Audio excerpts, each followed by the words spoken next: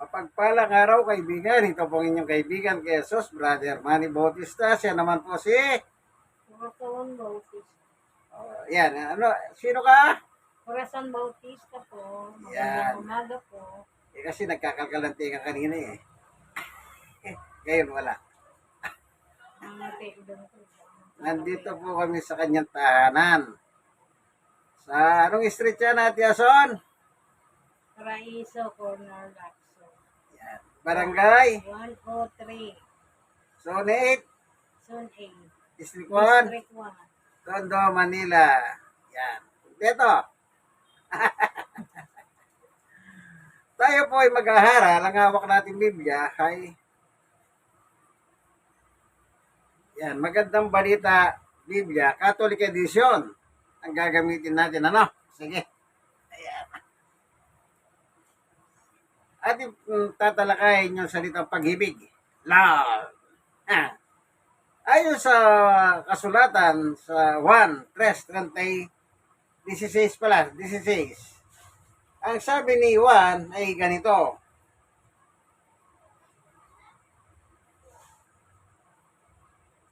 Sapagkat gayon na lamang ang pag-ibig ng Diyos sa sangkatawan. Kaya't ibinigay niya ang kanyang kaisa-isang anak upang sino man sumampalataya sa kanya ay hindi mapahamak kundi magkaroon ng buhay na walang hanggan. Ito po yung pag-ibig ng Diyos. Bakit binigay si Jesus? Ang sabi ron, sampalatayanan siya. Diba? Sabi naman ni Apostol Pablo, ganito naman ang kanya sinasabi. Roma 5. Tingnan naman natin ang sulat ni Apostol Pablo tungkol sa pag-ibig ng Diyos. Yung kanina, 1:16, sulat ni Juan. Ito naman, sulat naman ni Apostol Pablo. Chapter 5, verse, ito po. Basahin natin sa 8.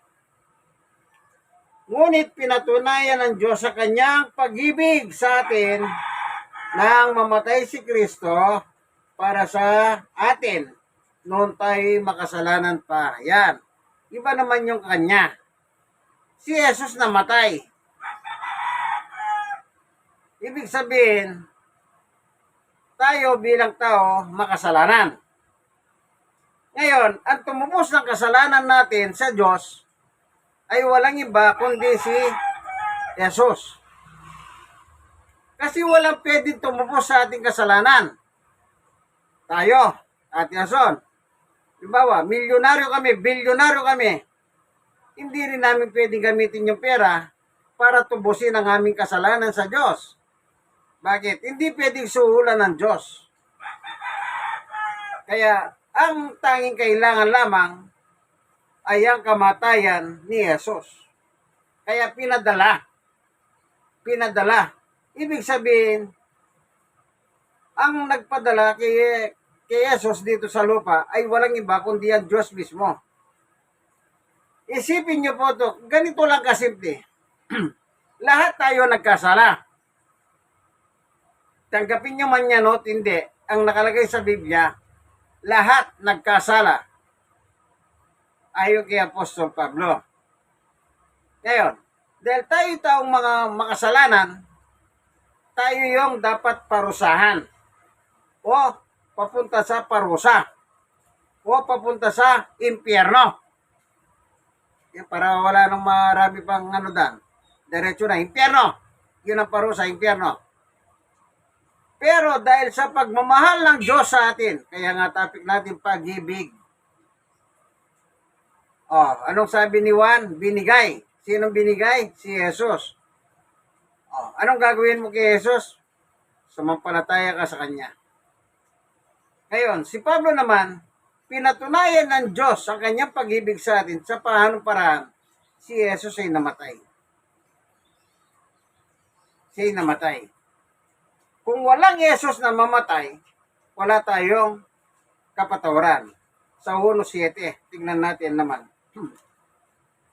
Anong nakalagay naman doon? Ayan.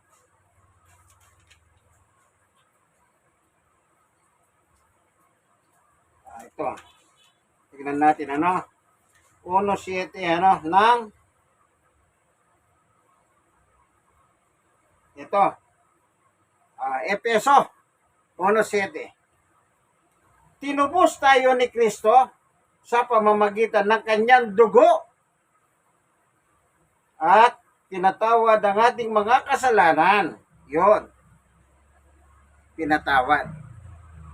Kung walang dugo, kasi alam niyo po nung unang panahon, lumang tipan, pag ang tao nagkasala, nag-o-offer sila ng dugo ng hayop. Sari-saring hayop. Paris-paris po yan.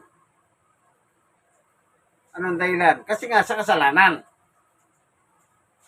Pero dumating na tayo sa panahon ng Kristyanismo. Hindi na gano'n ang parahan ng Diyos. Isipin nyo, halimbawa, ganito. Kung 10 bilyon tayong Pilipino, di 10 bilyon yung nagkasala, nangangailangan tayo ng mga hayop na doble. Sa 10 bilyon.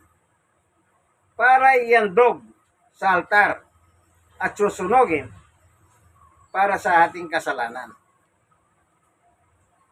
Imagine that.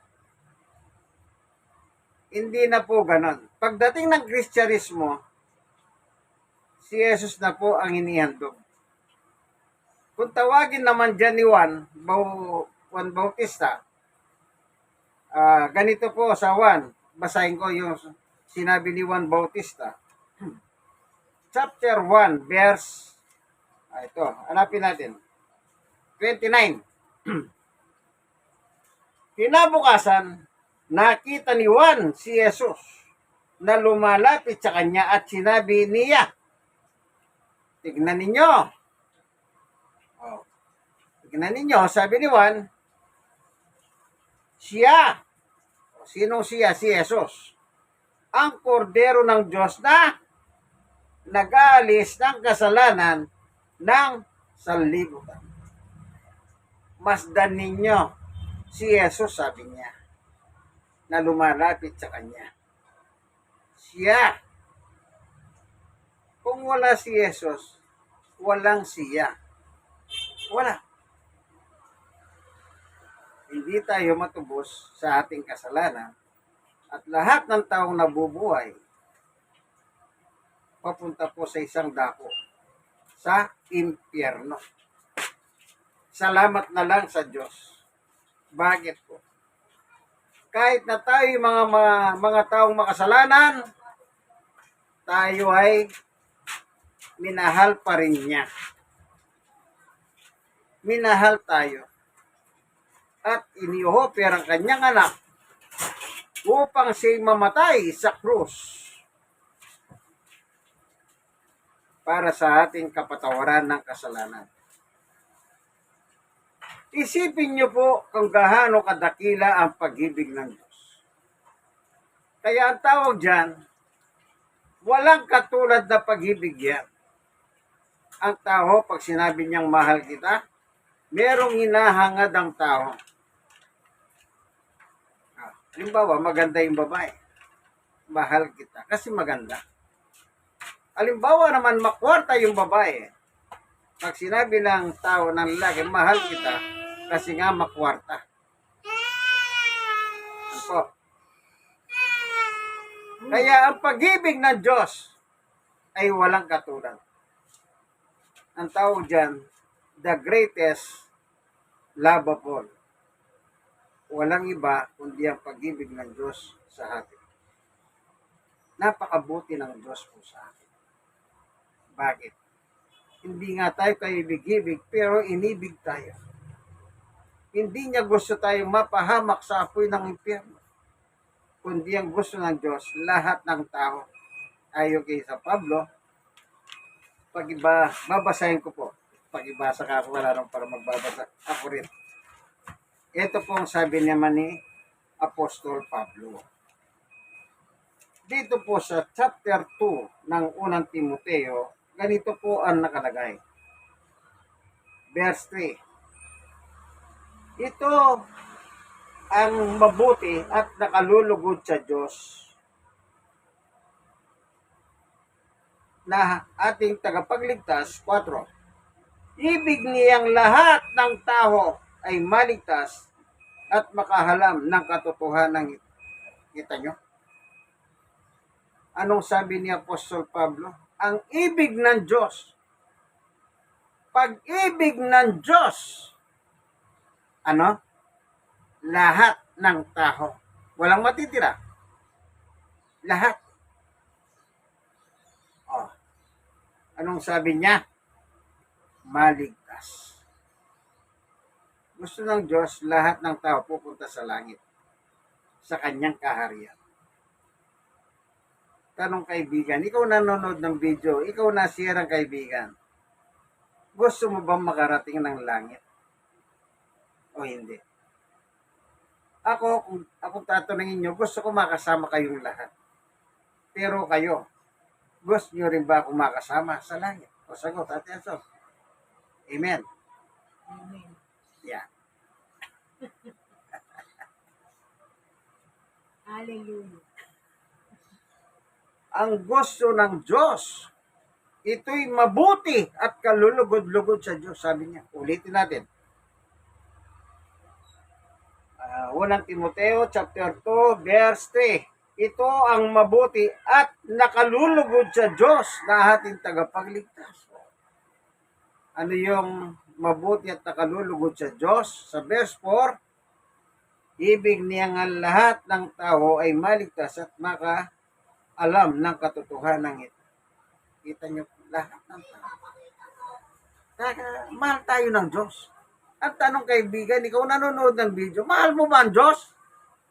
Baka naman ang pag-ibig mo sa Diyos hanggang labi-labi lang. I love God, I love God, I love Jesus. Ganun lang. Meron pong tamang kahulugan ang pag-ibig. At Yason, nung ligawan ka ni Kuya Totoy, siyempre umiling ka at ginawa naman ni Kuya Totoy ang hiniling mo. Tama ba? Yun ang pag-ibig. Basta mahal mo ang isang tao, pag sinabi niyang gusto ko ng ganito, kahit may hirap, gagawin mo. Ang dahilan, mahal mo siya. Now, yung pag-ibig sa Biblia, ito po yung kahulugan. Sabi ko nga po, sabi ng lalaki, mahal kita. Kasi maganda yung babae. Yung iba naman, kahit hindi kagandaan yung babae, pagka may pera, ang sabi ng lalaki, ay mahal kita. Kasi may pera. Yung ibang lalaki naman, meron sila nakitang something sa isang babae na hindi man siya kagandahan, hindi siya maganda, pero meron silang nakita sa kanyang puso, yung ugali. Kaya sabi nila, mahal kita. Ganon po. May something na nakikita ang tao. Pero sa Biblia, ganito po ang pag-ibig o kahulugan ng salitang love o pag-ibig. Sa unang 1, ito po ang nakasulat.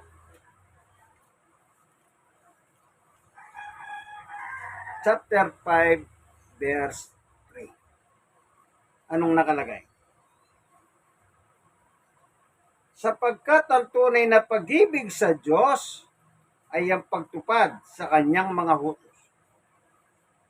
Hindi naman napakahirap sundin ang kanyang mga utos. Yun. Ano daw ang pag-ibig ng Diyos ayon sa Biblia? Sundin ang kanyang mga utos. Ganon din yung pag-ibig sa literal sa tao. Halimbawa, kung anong inutos ng asawang babae, yung lalaki sumusunod. O kung ano man yung inutos ng lalaki, ng asawang lalaki, yung babae sumusunod. Bakit? That is love. Kasi pag hindi mo mahal, hindi mo naman susundin. Vice versa. Kaya kung mahal po natin ang Diyos, kasi tayo minahal Tayo minahal. Meron nakasulat dito. Ang sabi rito, ito, basahin ko. Sa chapter, dito pa rin sa unang 1, chapter 4, ito, Basahin ko sa 10. Ito ang pag-ibig. Hindi sa inibig natin ng Diyos, kundi tayo ang inibig niya at isinugon niya ang kanyang anak upang maging handog para mapatawad ang ating mga kasalanan. Sino ang unang umibig? Diyos. Sino ang inibig? Tayo. Ano tayo? Taong makasalanan. Taong hindi karapat-dapat. Taong matitigas ang ulo, matitigas ang dibdib. Taong masuwail. Pero sa kabila ng ganun pa rin nating pagkatao, minahal tayo ng Diyos at ibinigay si Jesus at siya ang ginandog sa ibabaw ng krus. Siyang pinako, siyang namatay. Na dapat sana tayo ang ipako sa krus. Pero hindi gusto ng Diyos na may pako tayo sa krus. Kaya ang ginawa niya, ang Diyos po ang nagsakripisyo. Pinadala ang kanyang Kristo, ang Jesus na pinanganak ni Maria at siya ang ipinako upang tayo ay matubos. Kung walang dugo na bubo, wala tayong kapatawaran. Binasa ko, 1:7 ng Efeso.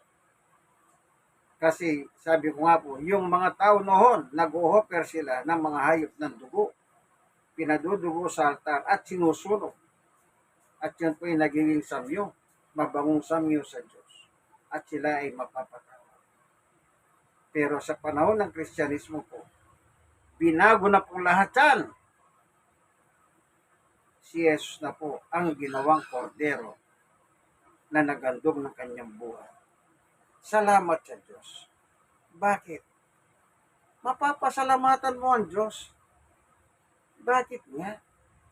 Imbis na tayo ang mapaparusahan, si Jesus ang nagsakripisyo. Ang Diyos ang nagsakripisyo. Kayo kaibigan, sa iyong kasalanan, kaya mo bang ihandog ang iyong anak?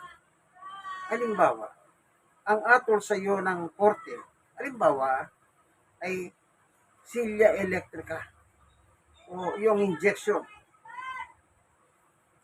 Pwede bang sabihin sa judge, mahal na hukom, yung anak ko na lang ang aking ihahandog? Pwede ba kayang sabihin ng anak, mahal na hukom, ako na lang po ang inyong patahin at palayain niyo ang aking ama? Meron kayang anak na makapagsasabi ng ganon? Or meron kayang tatay na makapagsasabing ganon patungkol sa kanyang anak? Halimbawa, yung anak mo, nasintensya ng death penalty. Pwede mo ba sabihin sa judge na, Judge, ako na lang po ang inyong patayin at palayain ng aking anak? Sa tingin mo, kaibigan, meron ba? Ikaw at Yeso, meron ba kayang anak o magulang na pwedeng i-opera ng sarili? Bihira. Ano? Bihira. Meron amang gano'n. Pero pag ang narinig ko ganito, pag yung anak may sakit, ang sabi ng magulang, Diyos ko, ako na lang, ilipat mo na lang sa akin yung sakit. Pero yung kamatayan mismo, wala akong narinig na, baka sa pelikula meron, o telenovela sa TV. Pero in reality, walang nagsabing anak o nagsabing tatay, Judge, mahal na hukom, ako na lang po ang bibitahin ninyo. Wala. Pero yung sakit, meron na po ako narinig na ganyan. Panginoon, ilipat nyo na po sa akin yung sakit ng aking anak. Dahil nakikita kong hirap ng aking anak. Pero hindi nga po ganun. Ang Diyos, hindi mo naman niniling na ibigay si Jesus, pero anong ginawa ng Diyos? Binigay para matubos sa kasalanan. Kahit hindi mo ang Diyos ang gumawa ng paraan. Bakit? Nakita ng Diyos, wala kang magagawa. Wala tayong magagawa. Kahit anong dami ng pera mo, kaibigan, useless ang pera mo. Hindi mo magagamit, hindi mo masusuhulan ng Diyos.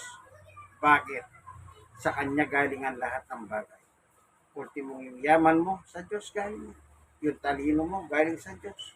Yung trabaho mo galing sa Diyos. Ano ang ibabayad mo sa Diyos? Wala. Simple lang ang gusto ng Diyos.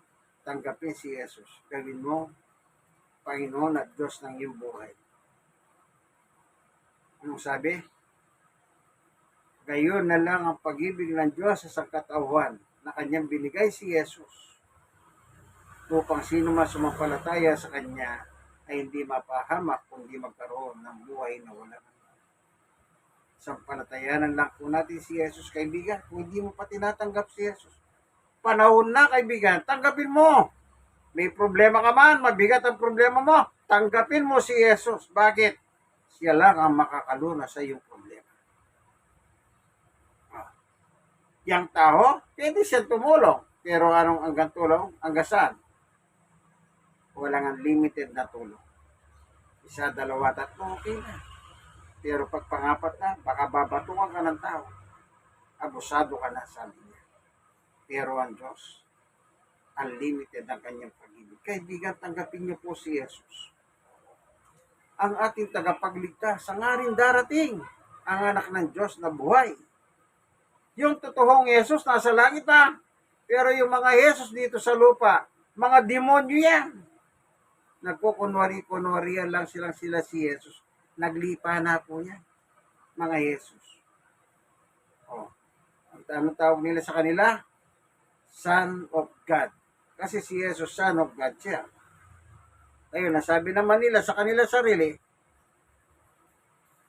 Son of God din ako. Pero ang malaking problema, dito sa Pilipinas, yung si Aguila, nasaan si Aguila? Nakakulong. Oh. Yung sa Bisaya.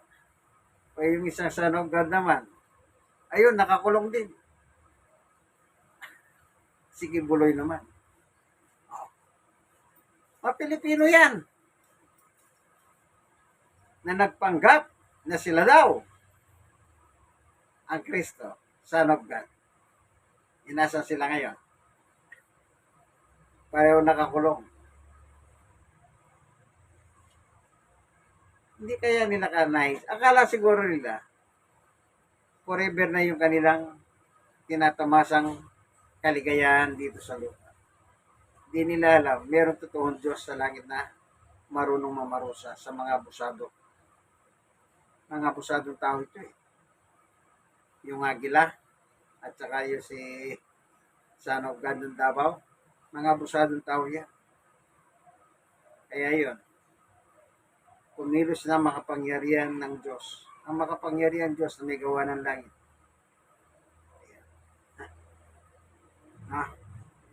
Kaya wag po kayong gagaya sa mga yan, abusadong tao yan. Bakit tayo napunta ron? Balik tayo kay Jesus. Mga peke yun. Basahin ko yung sulat ng totoong Jesus. Labas sa mga peke. Kaya pag merong pumunta sa inyo at nagpapakilalang siyang Kristo, siyang Son of God, pagtabuyan nyo na. Ito sabi ni Jesus. Sa Mateo 24:4-5. Sumagot si Jesus, mag-ingat kayo upang hindi kayo mailigaw ni naman. Ayan. Yung mga sinabi kong Agila, Kibuloy, na sila daw yung Son of God, silang Kristo. Ang dami nilang nailigaw. Naloko. Sa 5, verse 5. Maraming paparito sa pangalan ko. Kita nyo? Gagamitin ang pangalan ni Jesus. Anong gagawin nila? At magpapanggap. Yan. Magpapanggap. Ibig sabihin, hindi sila totoo. Magpapanggap lang. Na sila ang Kristo. At marami silang maililigaw. Ano ba? Salamat sa Diyos. Itong mga abusadong taong ito, Sa bagay, marami pa. Yun lang. Kasi yung pareho na nakakulong yan. Pareho nangyari po yan sa bating Mindanao yata. Yung isa Mindanao, hindi ko lang yung isa kung Bisaya yun. Ano? Si Aguila. Mga abusadong tao. Ayun. Nakakulong sila. Yan ba yung mga sons of God? Baka naman anak ni Satanas. Kasi may anak si Satanas sa lupa. Sabi ni Jesus, yan. Kaya mag-ingat kayo, sabi ni Jesus. Sa mga nagpapanggap. Sabi ni rin ni Jesus, na itong mga nagpapanggap na ito. 1:8, basahin ko po. No? Ang nakalagay naman dito ay ganito. 44.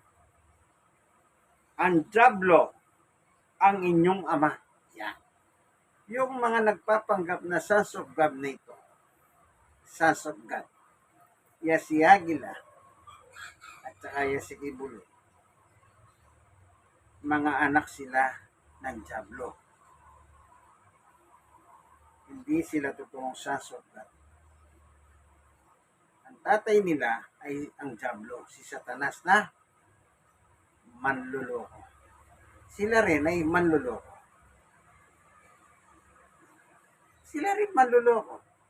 Naloko na sila ni Satanas at sila naman ay nanloko ng tao. At ang dami nilang naloko.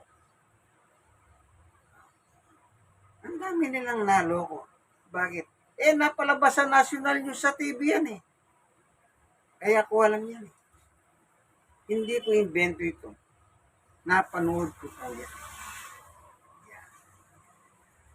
Kaya ngayon, mag-ingat po tayo na sa mga nagpapanggap na mga peke na dinadala pa ang pangalan ng ating Panginoong Yesus. Tandaan niyo po, yung Yesus na ito, anak ng Diyos na buhay, na Ama namin, nasa langit ka, sambahin ang ngalan mo. Anak siya ng Diyos sa langit. Hindi po siya tagalupa, hindi siya nagmula sa lupa. Anak siya ng Diyos sa langit. Kung anak siya ng Diyos sa langit, naturalmente, si Jesus na ito, siyang Kristo, ang anak ng Diyos na buhay. Tandaan niyo po, huwag niyo pong baguhin ang talata ng Biblia. Kung ano yung nakasulat, paniwalahan nyo na lang. No? Bakit? Kasi pag gumawa ka pa ng sarili mong senaryo, ang akala mo tama ka, hindi yon. Alam niyo po ang Biblia, kumpleto na po ang compile nito. Huwag na kayong gumawa ng inyong sariling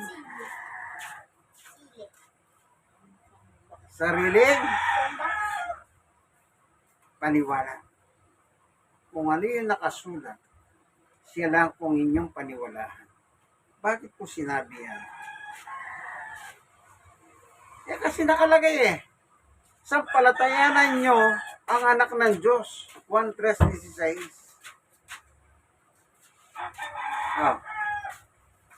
Paano mo sasampalatayanan si Jesus? Yung lahat ng mababasa mo tungkol kay Jesus, paniwalahan mo, kaibigan. Wala kang itatapon. Wala kang pupulutin. Lahat. Pag sinabing anak ng Diyos, maniwala ka.